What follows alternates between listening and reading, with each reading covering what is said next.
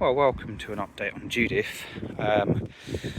I got this car a year ago, just nearly a year ago, around this time last year. The head gasket had gone on it, and we had a lot of trial and tribulations with this poor car. The first problem was the head gasket itself, which I originally replaced, but the tensioner pulley caused some problems. That then subsequently caused some bent valves, so we had to get the head re-valved up. And now it's running really well. I think the last video I did of it, I had done some polishing and we were going to put it through for an MOT. Sadly, poor thing, it failed its MOT on some more welding, even though I'd stripped some of the original welding off and replated it back up with some nice thicker steel and reshaped it. But some of the back hadn't been done and it was something I'd missed. So I ended up doing some welding. Subsequently, this car has been in use. A friend of mine has been using this car, and so far so good. We've got no problems with the coolant. The head gasket's perfectly fine now, and it runs absolutely lovely. I shall show you it running.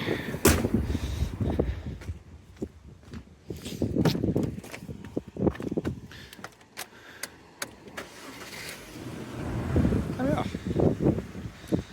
And there we go. We'll go through some of the stuff that came up on the MOT, give you an idea what was done.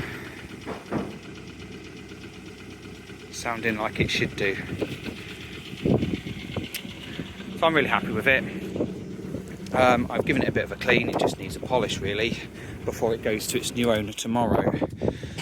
It's going to another Rover enthusiast who wants to use it and probably end up making some changes to it, like I think he wants some better wheels on it, etc. That's understandable. I think alloys on this car would really suit it.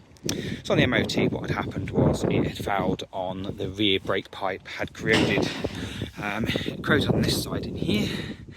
So if we look in there, you can see my new pipe that I'd created. That goes underneath the by the side of the tank, underneath the tank and through.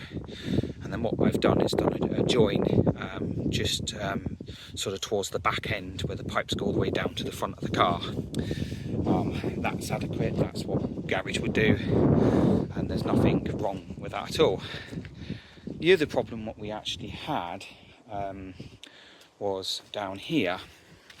There was a hole in here which it fouled on, so it's had some new, I've welded in a plate here and seamed across here, just to show you that it's seamed across there and goes underneath this panel here, and then obviously put some more bitumen style stuff which would have protected it over top of it.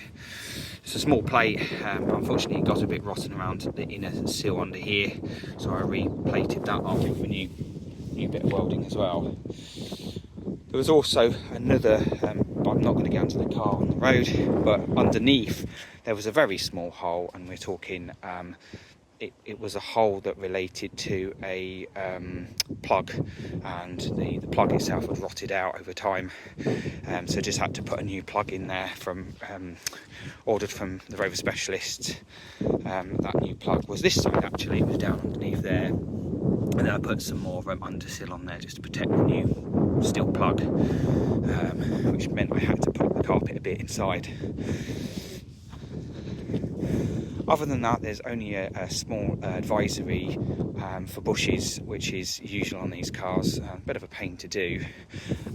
And there is a tie rod on one of these sides. I think it might be this side, the tie rod, which is a steering component that just needs to be fixed, which I will be doing at a later stage with the new owner. Might even get a video on that. So I'm going to finish cleaning this car up for its new owner tomorrow and do a handover. So what I'll do is I will cut this video here, and we'll see how we get on tomorrow. If I think we'll make it. I think it's about an hour and a half's drive from here where I am. It's been driven about 700 miles since the head gasket's been replaced, and 700 miles it's been perfectly fine. And I'm very happy with the work, but it did cost some money. Just talking about costs on this video. Yeah, I mean, by the time I finished, it was about £1,200.